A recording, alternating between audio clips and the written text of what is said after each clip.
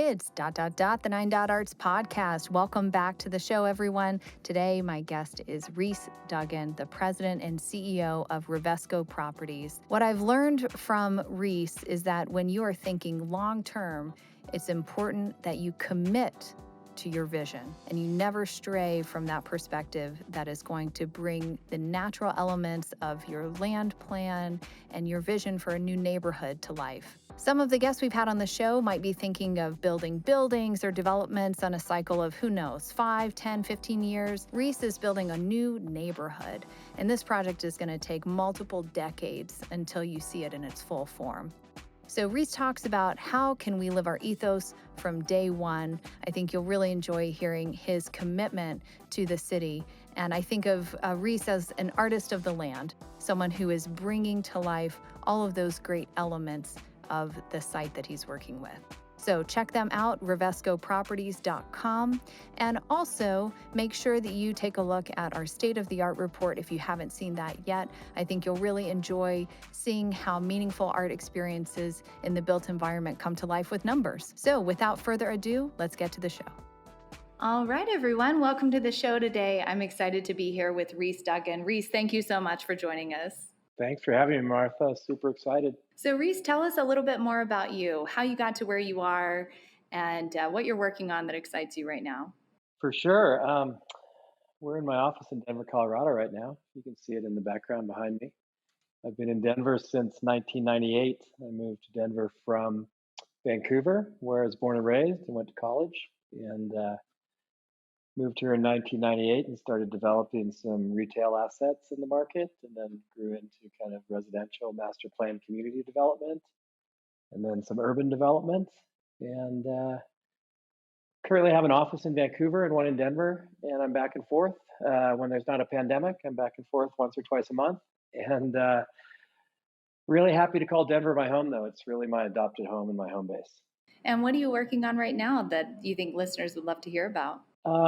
We're a small company, and we have a lot of diverse kind of projects, diverse in product type, but also diverse in scale. And so we're working right now on everything from some small residential projects all the way up to what we call a project called the River Mile, which is the redevelopment, the ultimate redevelopment of an existing amusement park right downtown Denver on the 62 acres, situated on a mile of riverfront and with a couple of light rail stops. And that's a kind of a 25-year vision that's going to ultimately become a fairly dense, mixed-use, urban new downtown neighborhood for Denver.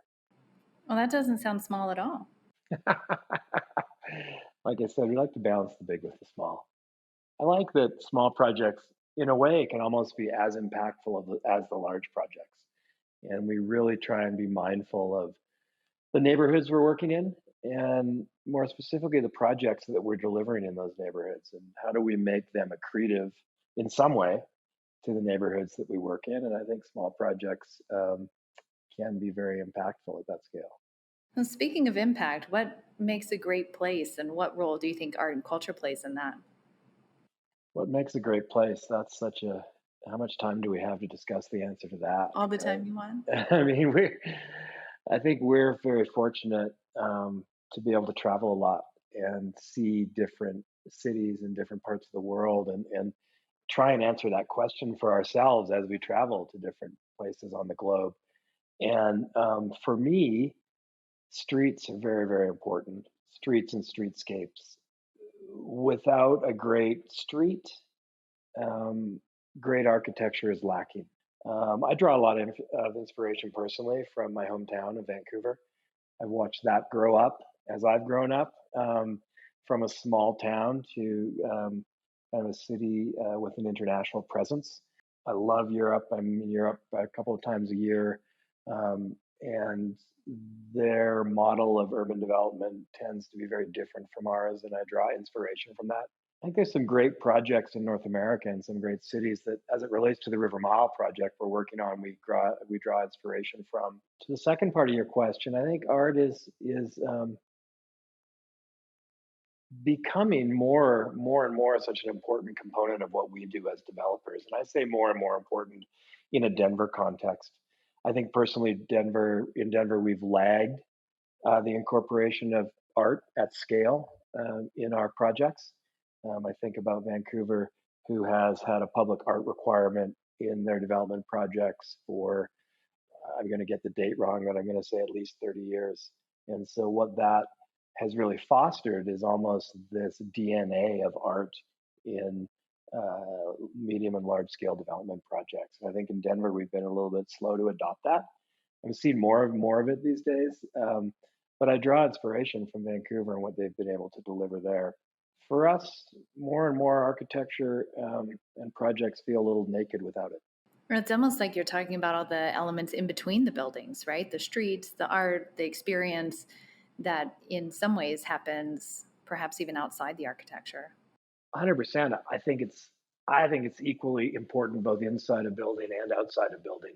So when you think about a project of that scale, 25 years and 14 million square feet of buildings, it's quite an undertaking. How do you break that down into sections that you're going to accomplish over time? What do you think about first?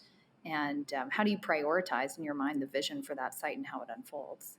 For me, I start at the base level of infrastructure. And maybe even before the infrastructure, I start and think about the context of the site. What are the natural attributes of the site that are unique and that we need to embrace? What do we want to highlight? What do we want to downplay? Obviously, in the River Mile project specifically, the river is our calling card. The river is what our development is about, and so we think a lot about that. Um, but aside from that, then we build up from there. Then we build up to um, public plazas. How do we want them to live? Different different stratas of parks, right? Neighborhood parks, pocket parks, regional parks, civic square, gathering places.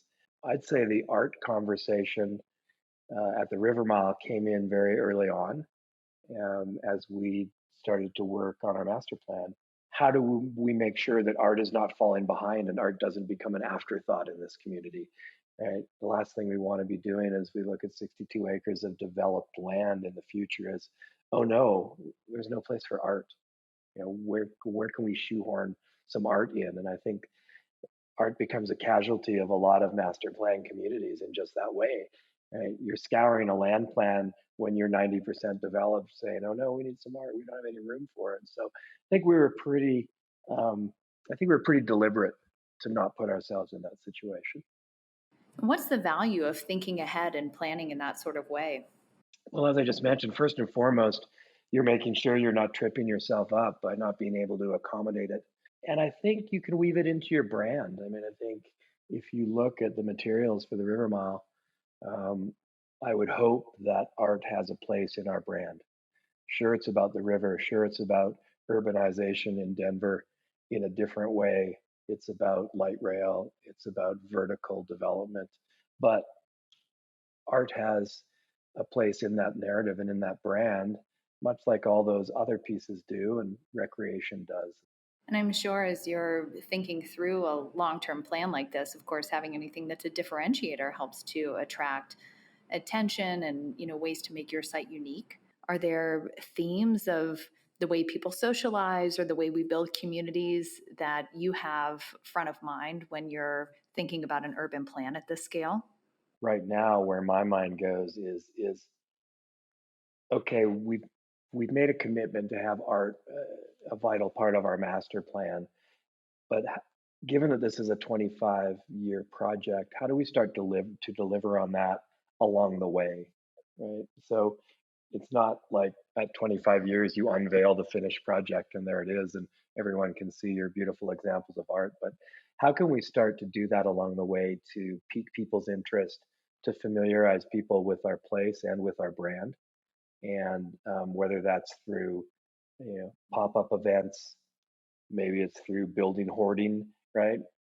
We've all been through construction site hoarding that is blue nylon and is kind of soul crushing. So can we look at that differently, right? Can we start to deliver some permanent artistic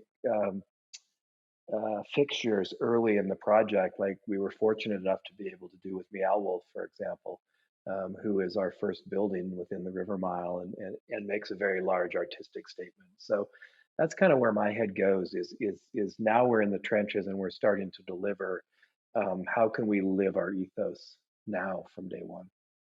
What's the value of having an art consultant on your team? I laugh. It's a constant reminder, right? I mean, we have our team, as you might imagine, for a project of this scale is large, and we have everyone from the typicals that you would imagine, architects and engineers and traffic consultants, and all the way to more specialized ones, such as we have a fish ecologist that's on our consultant team to help us make sure that we're designing great habitat for the rainbow trout that are going to live in this river. So the art consultant plays just a vital role as all of those do. They keep us on track. They add expertise. I mean, having an art consultant is an expert in that field, clearly, that I'm not an expert in. I think developers, none of us are experts in. And so that consultant not only helps me chart a course for a 25-year horizon, but also day to day is a great sounding board to bounce ideas off as we try and execute on this 25-year vision. Absolutely. And there's so much to learn in that world too, and so many ways to utilize that to bring soul to the project. And as you said, carry that vision forward and multiple steps along the way. So it's not just a grand reveal at the end. Was there anything that you would like to share with our listeners that we didn't cover? People talk about an ROI a lot in our business. And for me, art, there's been conversation about what is the ROI of art in a project. And I tend not to think of it like that. I tend to think of it as, can you do a vital, accretive project without art? Right. So as people, I think art is one of those things that our consultants that may, in many projects, wind up on the cutting room floor of value engineering. But I think it's more and more a false economy. For sure, I think looking at a building without art is almost like um, looking at a building without a roof. In some ways, it's more and more vital. Its absence is its presence. Yes, exactly. So art can be glaring in its absence, and I hope in Denver at least we can more and more get our heads around that mindset. So much has changed in the past year. And I think people are all going through kind of a shift now in COVID. For you, what have you learned in the past year that you would like to bring with you into the future? And what are you leaving behind? I'm leaving behind needless worry. I'm carrying forward a new appreciation for, in my specific case, the urban environment that we live in and what the benefits every single minute of every day of living that urban environment are. And that's good because I thought you were going to say you were leaving behind Zoom meetings and video recorded podcasts. So glad that we glad that we haven't scared you off of those yet. Maybe, possibly. I crave and miss face-to-face interaction in business meetings and collaborating with my team. I think one thing that the pandemic has taught us, or taught me at least, is the value of that collaboration face to face, is and the great ideas that come out of that.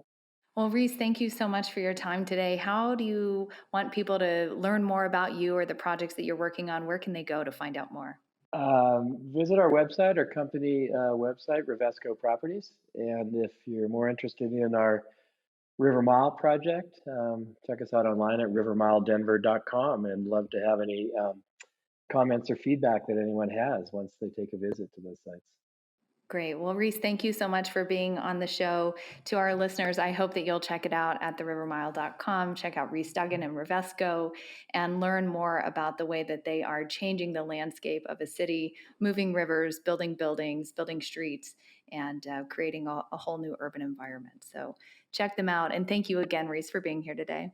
Thanks, Martha. See you soon.